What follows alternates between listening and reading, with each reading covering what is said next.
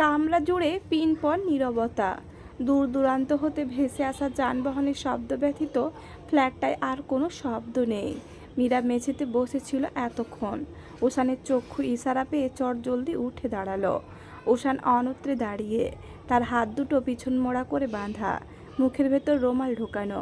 চেঁচানোর বিন্দু মাত্র সুযোগ রাখা যাবে না বলে অ্যারিক এমনটা করেছে। মীরার ডান হাত জখম হয়েছে, ছিলে গিয়ে রক্ত পড়ছে। সে আশপাশ তাকালো। তার অস্থির দৃষ্টি গিয়ে নিবদ্ধ হলো শয়নকক্ষে। শয়নকক্ষের মেঝেতে পড়ে থাকা দিগন্তের লাশ দর্শন মাত্রই মীরা প্রায় লাফিয়ে উঠল। কাপা কণ্ঠে অস্পষ্ট স্বরে বলল, দিগন্ত। অ্যারিক এগিয়ে আসলো, হেলতে দুলতে উষানের কপি করে। দুই পকেটে হাত পুরে বলে উঠল, মেরে ফেলেছি, পুড়িয়ে মেরেছে আগুনে। ভাবছি তোমাকেও এভাবে মারবো, কি বলো? নাকি অন্য কোনোভাবে মরতে চাও? মীরা স্থির চিত্তে তাকালো, জমাট গলায় শোধালো, আপনি কে? এমন কেন করছেন? আকাশম বিরক্তি সহিত অ্যারিক মুখশ্রী কুঁচকে নিল। তার চোখে মুখে দারুণ বিরক্তি, কণ্ঠে বিরক্তি মাখিয়ে বলল, এতবার একই কথা রিপিট করতে পারবো না। একে ধর তো, আগে উষানের প্রাণভোমরাকে সুন্দর করে মেরে নেটওয়ার্কে বাহিরে পাঠায়। মীরা হতবিহ্বল চোখে চাইল। উষানের পানে দৃষ্টি ফেলতে উষান তাকে নেত্র ইশারায় কিছু বলল। মীরা বুঝতে পারল তা। শুকিয়ে চৌচির হওয়া গলায় সিক্ততা প্রদানের জন্য পরাপর ৩-৪টা ঢোক গিলল সে। দুজন লোক যখন তাকে ধরার জন্য আসছিল, তখন মীরা উপস্থিতি 5টা মানুষের চক্ষু অগোচরে নিজের হিজাবের লম্বা লম্বা পিনগুলো খুলে হাতে নিল। পিনগুলো বেশ বড়। দুজন ব্যক্তি এগিয়ে আসা দেখে উষান তার হাতের রশিগুলো সম্পূর্ণরূপে খুলল। প্রায় অনেকক্ষণ যাবৎ পেছন হতে তার ছুরিটা দিয়ে অল্প অল্প করে রশি কাটছিল সে। অবশেষে কাটা শেষ। তার 2 হাত বর্তমানে মুক্ত। মীরার পেছন হতে দুইজন এগিয়ে আসার পরপরই মীরা সামনে ঘুরে থাকা অবস্থায় হাতের ডগায় সূক্ষ্ম পিন দুটো নিয়ে হাত উল্টো করে দুইজনের চোখের মাঝ বরাবর ঢুকিয়ে দেয়। তৎক্ষণাৎ লোক দুটো আর্তনাদ করে ওঠে।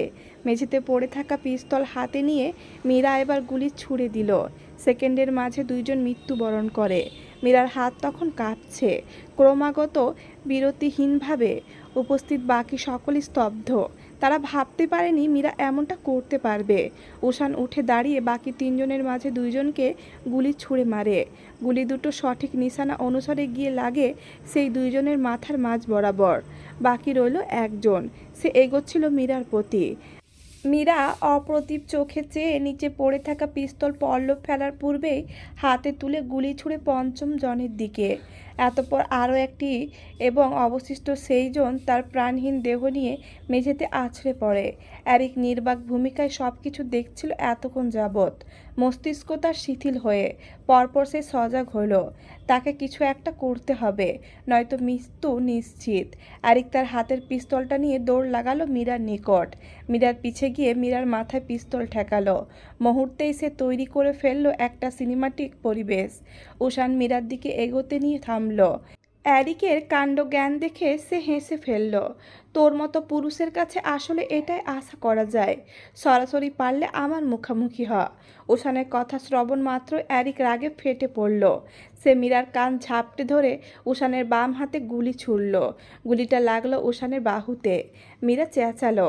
তার নেত্রযুগল অস্থির চিত্তে উষানের পানে নিবদ্ধ হলো। ব্যাকুল কণ্ঠে শোধালো, আল্লাহ! উষান, তুমি ঠিক আছো? দাঁতে দাঁত চেপে ব্যথা সহ্য করে নিয়ে উষান তাকালো সম্মুখে। মাথা ওপর নিচে হেলিয়ে জানালো, সে ঠিক আছে। কিন্তু মীরার মন মানল না। উষানের বাহু থেকে অনবরত রক্ত ঝরছে। মুখশ্রীতে তার যন্ত্রণার আঁচ। উষান নিজেকে সামলে নিল মুহূর্তে।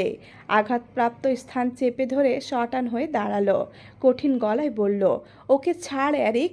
তোর সমস্যা আমার সাথে, ওর সাথে না। ওকে যেতে দে।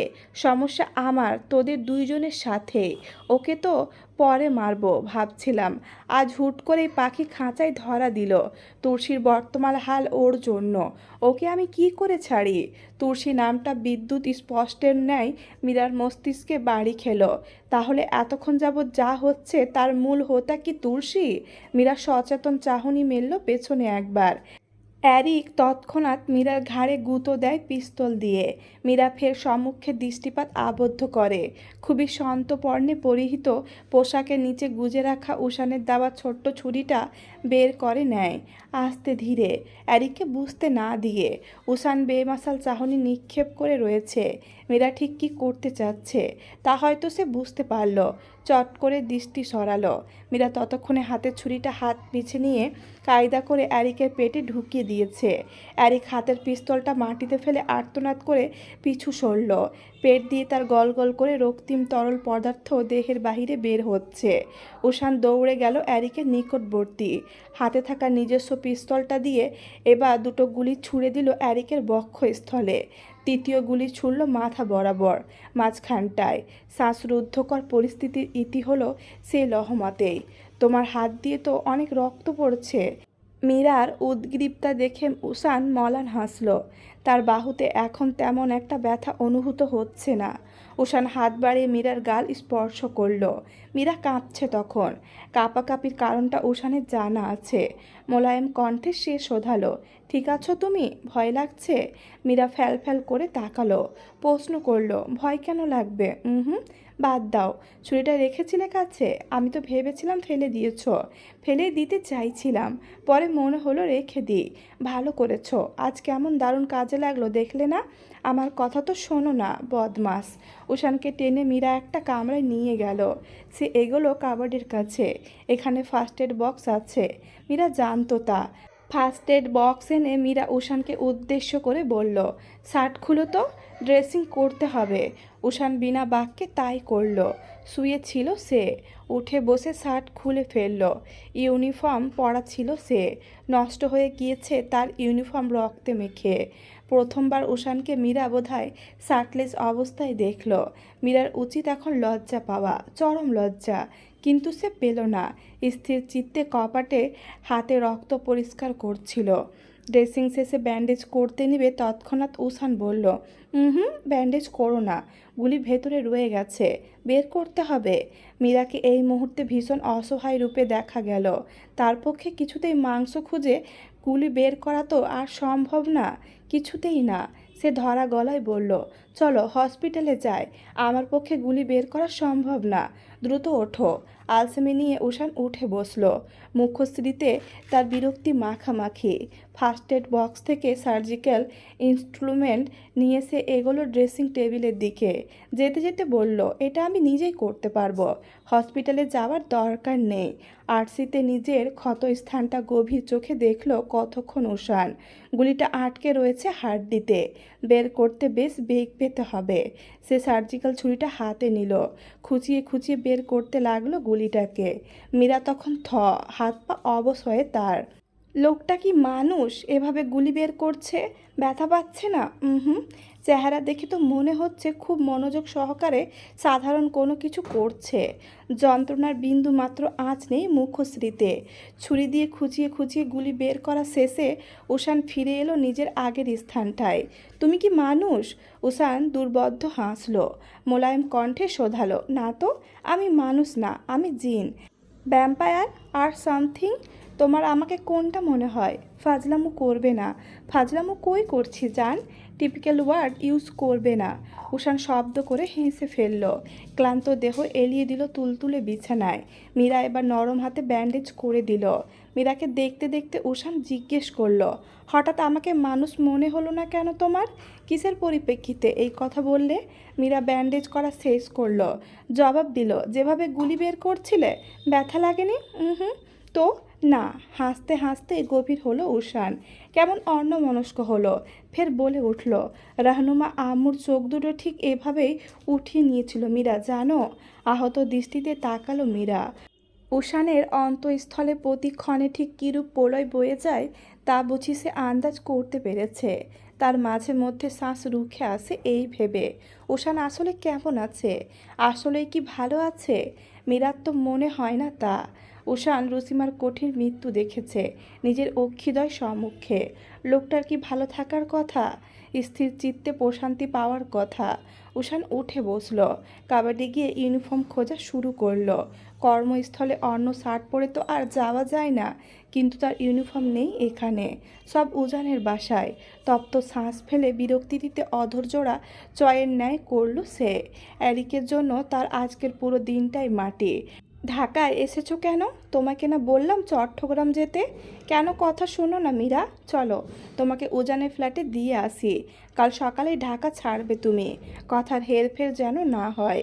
মীরা নড়ে চড়ে বসলো, জেদ ধরে বলল, যাব না। কি করবে? মারবে? দরকার পড়লে তাই করব। চড়াবো ধরে মেয়ে। আর চোখে উষানকে দেখে উঠে দাঁড়ালো মীরা। কি পরিমাণে বদ লোকটা, ভাবা যায়? মীরা উষান ড্রয়িং রুমে আসতেই লাশগুলো দেখে মীরা কিয়ত কেঁপে উঠল। মনে পড়ল সে জীবনে প্রথমবারের মতো মানুষ মেরেছে, বিনা দ্বিধায়। মীরাকে থামতে দেখে, অন্যমনস্ক হয়ে মনমরা হতে দেখে উষান বিষয়টা ধরতে পারল। সে মীরার নিকট এগিয়ে মোলায়েম কণ্ঠে বলল, রিল্যাক্স মীরা, ওরা খারাপ মানুষ। খারাপ মানুষকে মারা কোনো গুনাহের কাজ না, কোনো দোষেরও কাজ না। মাইন্ড ফ্রি করো। দেখি, তাকাও আমার দিকে। এই মেয়ে। মীরা তাকালো। নেত্র পল্লব ফেলছে সে বারংবার। কোনো মতে নিজেকে সামলে বলল, ওদের লাশ কি করবেন? আমি কিছুই করব না। উজানকে আসতে বলেছি, ম্যানেজ করে। ও দেখবে বাকিটা। আর ওদের মেরে ফেলার উপযুক্ত কারণ আমি হেডকোয়ার্টারে দেখিয়ে দিব, যদিও প্রয়োজন হবে বলে মনে হয় না। এখন চলো, আমার লেট হচ্ছে। যাত্রাপথে এরিকের এরূপ আচানক হামলা করার কারণটা উষান মীরাকে খুলে বলল। কায়দা করে চতুরতার সাথে এড়িয়ে গেল সে তুর্সি কেন মীরাকে মারতে চেয়েছে সে ব্যাপারটা।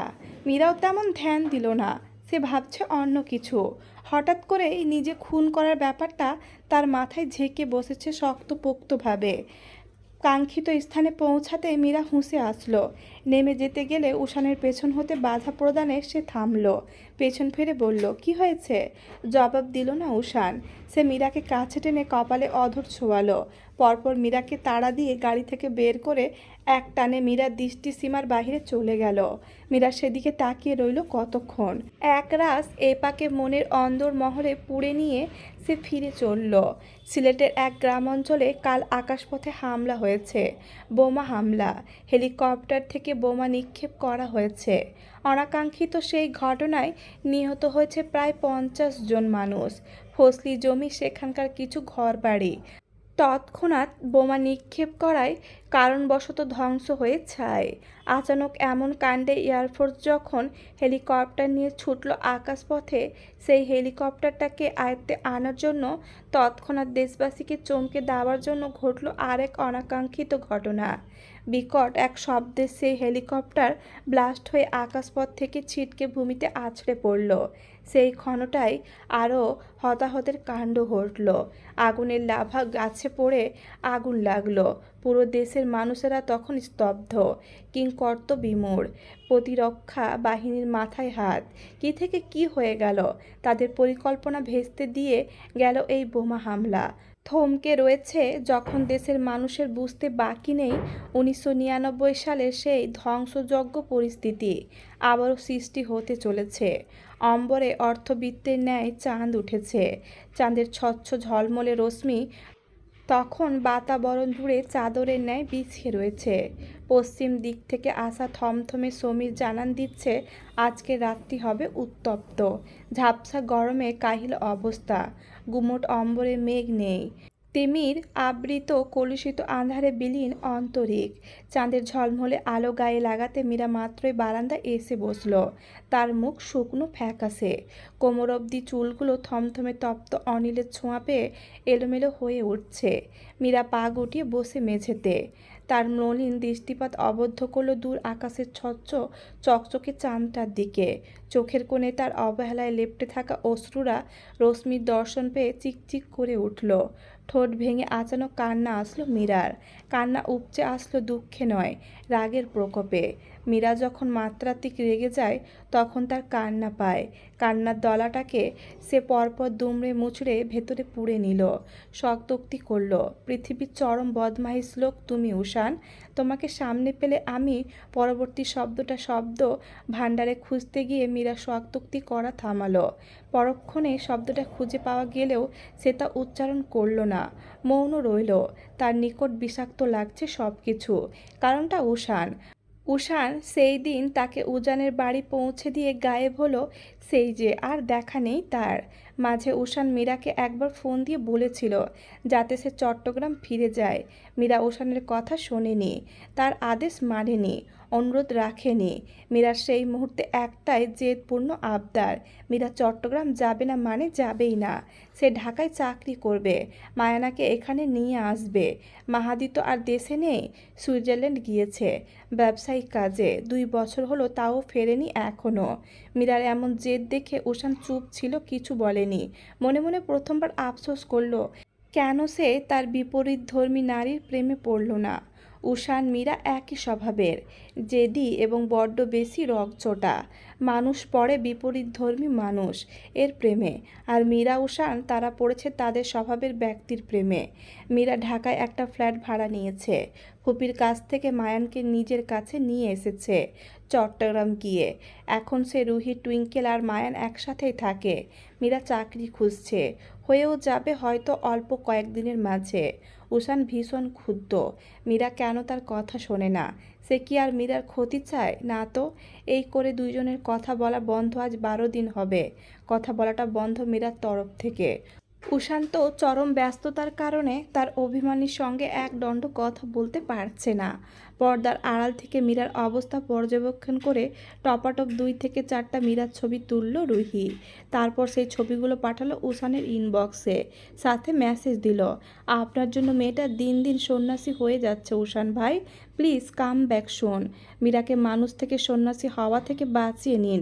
আমি অবশ্যই চাই না আমার একটা মাত্র বান্ধবী এমন সন্ন্যাসী হয়ে দিনকে দিন মাথা পাগল হয়ে ঘুরে বেড়াক। উষান মিটিংয়ে ছিল, মিটিং শেষ হলো মাত্রই, আর সঙ্গে সঙ্গে তার ফোনে মেসেজ টিউন এর শব্দ প্রতিধ্বনিত হয়ে তার কানে এসে বাজল। মিটিং রুম থেকে বের হতে হতে উষান তার সেলফোনে আসা মেসেজটা চেক করলো।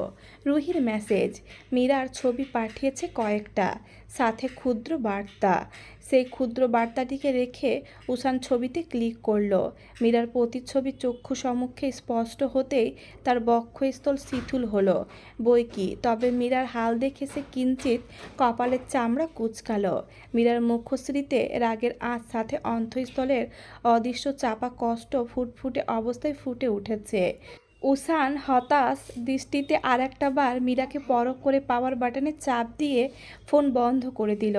সামনে এগিয়ে যেতে যেতে বিড়বিড়িয়ে বলল, রাগ করার কথা আমার, উল্টো রাগ করে বসে আছে সে। 25 মিনিট যাবৎ একই ভঙ্গিতে বসে থাকার পর মীরা হুট করে মনে হলো সে বোকামি করছে, সঙ্গে ন্যাকামিও। এসব করা কি তার মানায়? 25টা বছর পেরিয়ে আজ রাতে সে 26 বছরে পা দিতে চলেছে। তার তো থাকা উচিত একদম কঠিন রূপে, ম্যাচুয়ার হয়ে। সে কিনা এত বড় দামড়া মেয়ে হয়ে টিপিক্যাল কিশোরীদের মতো আচরণ করছে। আশ্চর্য তো, হলোটা কি? গা ঝাড়া দিয়ে উঠে দাঁড়ালো মীরা। কক্ষে পা রাখতেই প্রখর শব্দ কর্ণপাত করে তার কানে এঁটো হলো।